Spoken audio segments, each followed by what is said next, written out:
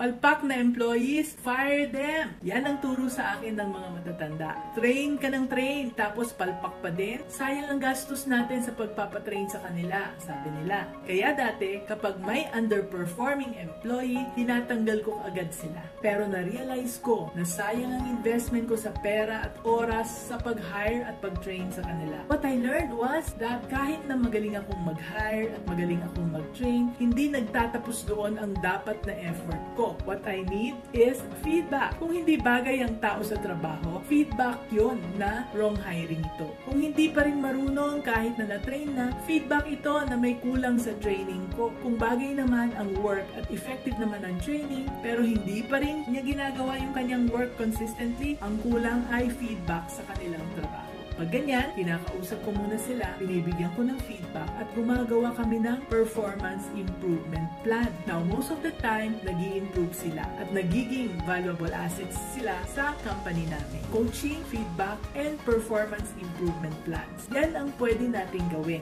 ng isang business-minded na Pinoy